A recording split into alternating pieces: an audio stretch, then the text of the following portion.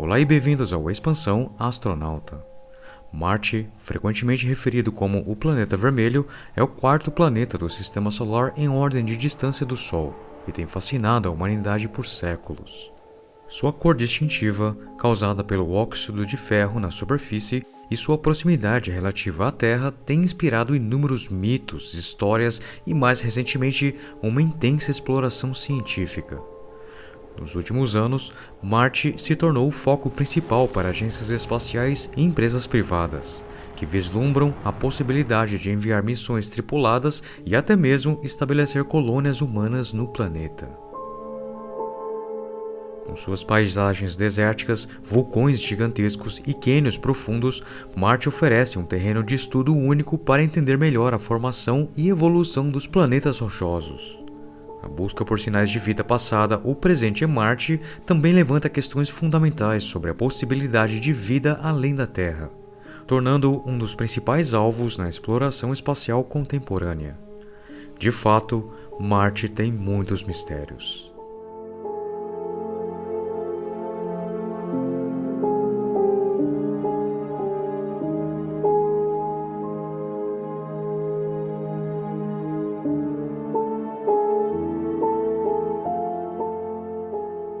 Marte, o enigmático planeta vermelho, continua a fascinar cientistas e curiosos com seus inúmeros mistérios.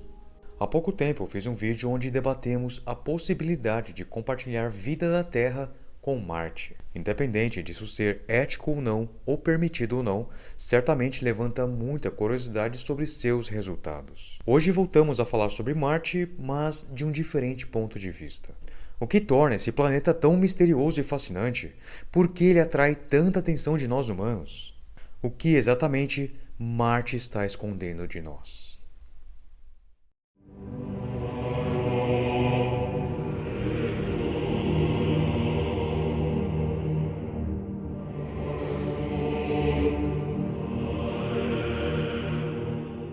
Ao longo dos tempos, todas as culturas humanas observaram o planeta Marte. Embora a maioria não soubesse exatamente do que se tratava, estavam cientes daquela estranha e brilhante luz avermelhada em movimento no céu. Em tempos mais recentes, determinamos que Marte é de fato um planeta como a Terra. Durante a era espacial, aprendemos muito sobre Marte.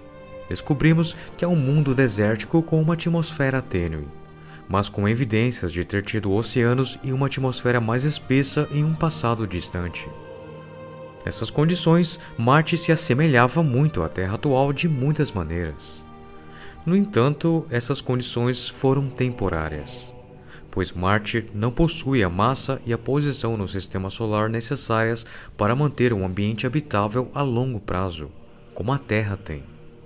Marte simplesmente secou e perdeu grande parte de sua atmosfera, porque não tinha escolha. Com cerca de metade do tamanho da Terra, sua menor gravidade não foi o suficiente para manter a estabilidade planetária a longo prazo.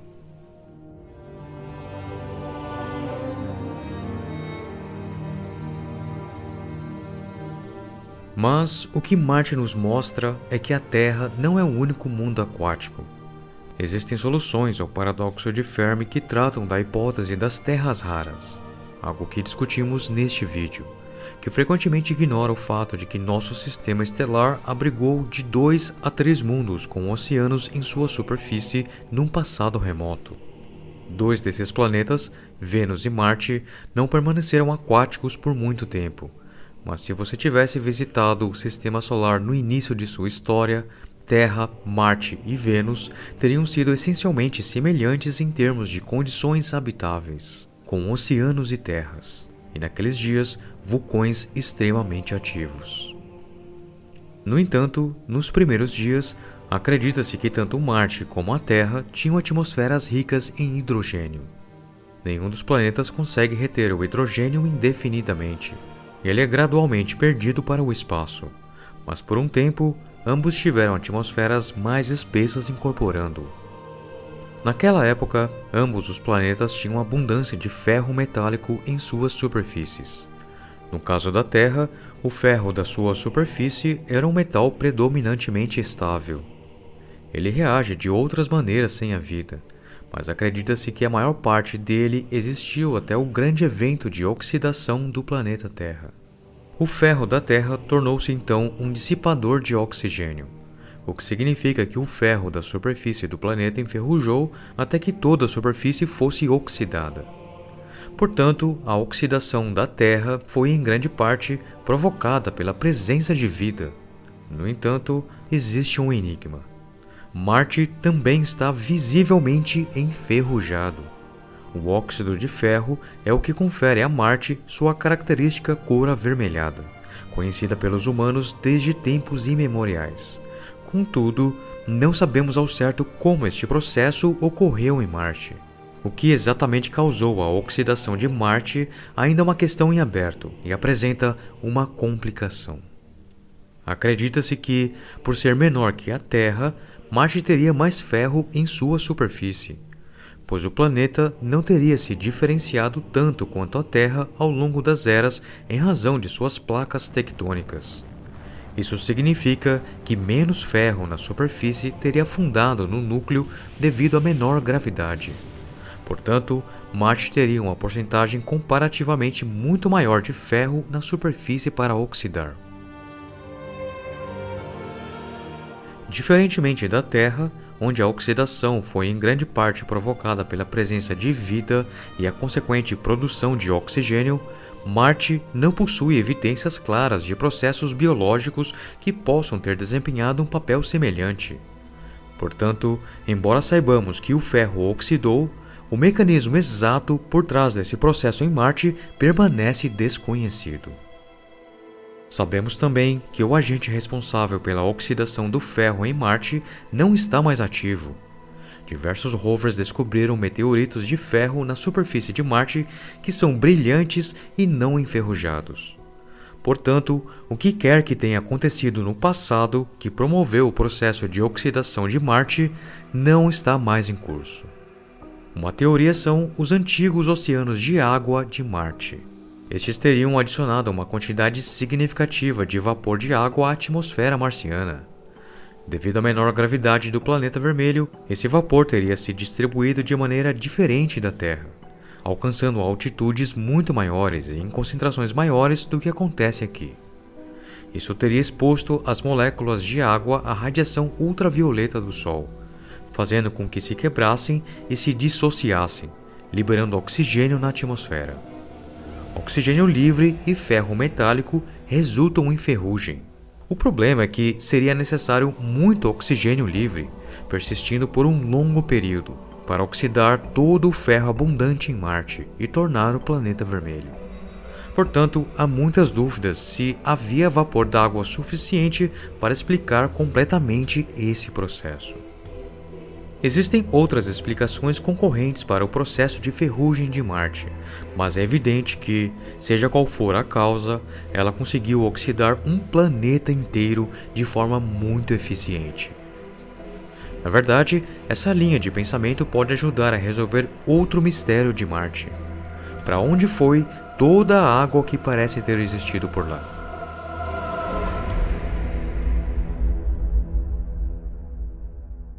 Talvez parte da resposta seja que a água se decompôs. O oxigênio combinou com o ferro para formar ferrugem e o hidrogênio escapou. Também é preciso ter em mente que o que oxidou o ferro da Terra foi a vida fotossintética. E dadas as condições semelhantes às da Terra no início de Marte, é possível que o planeta tenha abrigado pelo menos vida microbiana, possivelmente fotossintetizante. Se nunca encontrarmos evidências disso, será interessante descobrir quais outros processos não biológicos e puramente geológicos podem estar envolvidos para a oxidação. Talvez tenha sido uma combinação de várias causas. Mas se a vida foi responsável por tornar Marte vermelho, e o planeta vermelho esteve nos encarando todo esse tempo e gritando "Eu já tive vida" durante toda a nossa existência como espécie, isso seria no mínimo bastante irônico. Dois planetas enferrujados simultaneamente no mesmo sistema estelar, ambos a mercê implacável do processo de oxidação, compõem o universo no qual posso gostar de pensar. Hoje, Marte, se fosse consciente, poderia respirar aliviado por ter superado este processo, enquanto a pobre Terra ainda enfrenta essa batalha, testemunhando a corrosão inevitável de qualquer objeto metálico.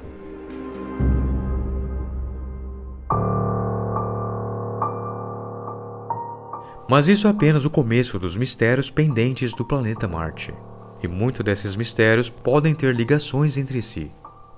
Outro enigma intrigante é que os hemisférios norte e sul de Marte são muito diferentes um do outro. As terras altas do hemisfério sul são, em média, cerca de 5 km mais elevadas do que as do norte, e a própria crosta é substancialmente mais espessa em dezenas de quilômetros. Isso é difícil de explicar à primeira vista. Uma possível explicação é a presença de algo na crosta marciana que ainda não foi identificado de forma clara, mas que influenciou essa disparidade. A crosta marciana parece ser uma placa única, o que significa que não possui placas tectônicas. Mas a distinta diferença topográfica e geológica entre o norte e o sul sugere a possibilidade de que o planeta possa ter tido, em algum momento, um tipo de atividade de placas tectônicas. No entanto, deveria haver outras evidências para isto, mas não há. Outra possibilidade é que esteja de alguma forma relacionado com um impacto, e que Marte tenha sofrido um enorme impacto no início, não muito diferente do impacto da Terra com Theia, que se pensa ter formado a Lua. Mas deveria haver outras evidências desse tipo de impacto em Marte e até agora não há nenhuma. Também foi sugerido que o calor interno de Marte foi distribuído de forma desigual desde o início, possivelmente devido a uma pluma de manto quente. Essa pluma, que pode ter sido relacionada a impactos antigos, pode ter influenciado as diferenças observadas na crosta do planeta. No entanto, é provável que esse mistério possa eventualmente ser resolvido com estudos mais detalhados da geologia e da atividade sísmica atual de Marte. Atualmente, simplesmente não temos uma ideia completa o suficiente.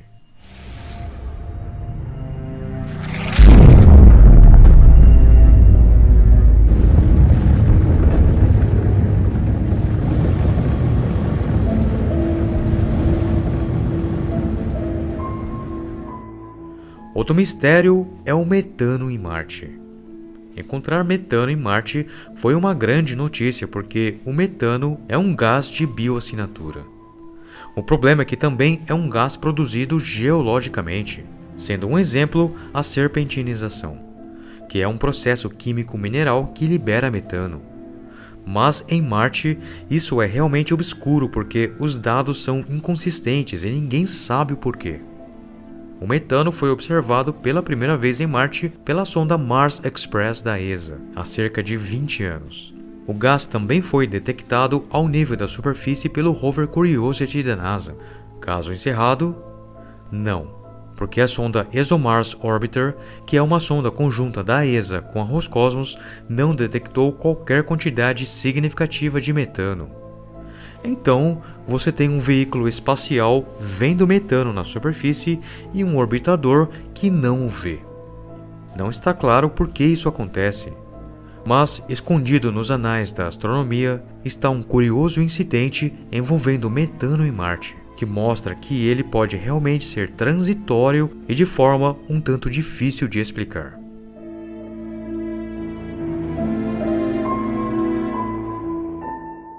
As explicações geológicas para isso são diretas. Pode ser simplesmente que o metano transitório marciano seja metano antigo e que está preso abaixo da superfície e por vezes é liberado, talvez como resultado de um evento sísmico. O metano pode fazer coisas assim aqui na Terra, principalmente na formação de uma espécie de gelo de metano no fundo do mar chamado clarato, e isso pode resultar em liberação de metano. Talvez algo semelhante esteja acontecendo com o subsolo de Marte. Mas há um problema. As florações de metano parecem ser sazonais. Esse aspecto é nada menos que uma preocupação. porque, embora seja concebível que algum processo geológico sensível possa responder às condições sazonais, isso não parece muito provável. A geologia simplesmente gosta de fazer o que a geologia faz em seus próprios termos. A melhor opção parece ser o derretimento sazonal ou a quebra do gelo subterrâneo, que resulta na liberação de metano abaixo do gelo. Mas deve-se notar que essas florações sazonais de metano podem indicar a presença de vida microbiana subterrânea que ainda persiste nas profundezas da superfície de Marte. A vida na Terra, como bem sabemos, pode agir sazonalmente com bastante facilidade. Tudo o que podemos fazer para responder a esta questão são novas missões a Marte, combinando com a presença de humanos em Marte.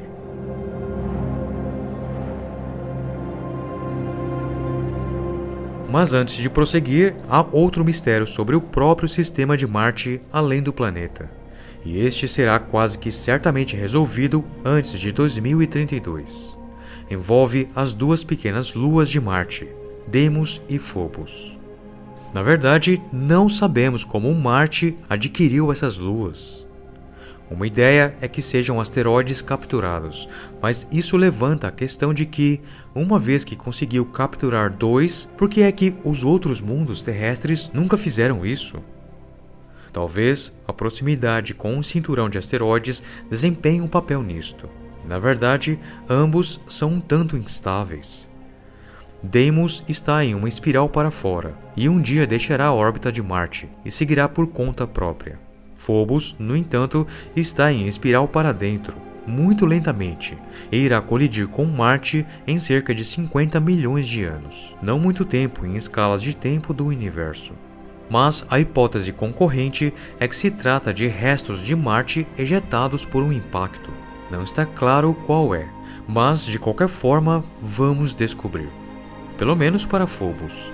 A Agência Espacial do Japão, JAXA, deverá lançar a sonda MMX em 2026, que inclui uma missão de retorno de amostras que irá coletar material de Phobos e enviá-los à Terra. Os retornos de amostras tornaram-se uma espécie de especialidade da JAXA, que devem revelar facilmente as origens de Phobos, porque se for material do próprio planeta Marte, terá uma geologia completamente diferente da de um asteroide capturado. A diferença aqui é tão grande que provavelmente não haverá muito debate sobre isso, e poderemos muito bem ter uma resposta poucos dias após a abertura das amostras. Marte tem muitos mistérios, e estes são apenas alguns dos menos conhecidos, mas com Marte parece provável que, com toda a exploração que fazemos naquele mundo, devido à sua acessibilidade e ao nosso desejo de colocar humanos lá e explorá-lo completamente, resolveremos muito desses mistérios, além, é claro, de aprendermos novos, muito mais rápido do que qualquer dos outros mundos do Sistema Solar. Tempos emocionantes, de fato.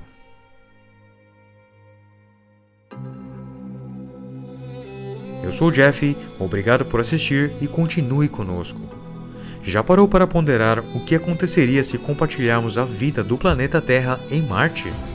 Quais espécies seriam mais promissoras para sobreviver no planeta vermelho? A resposta certamente vai lhe surpreender. Até a próxima.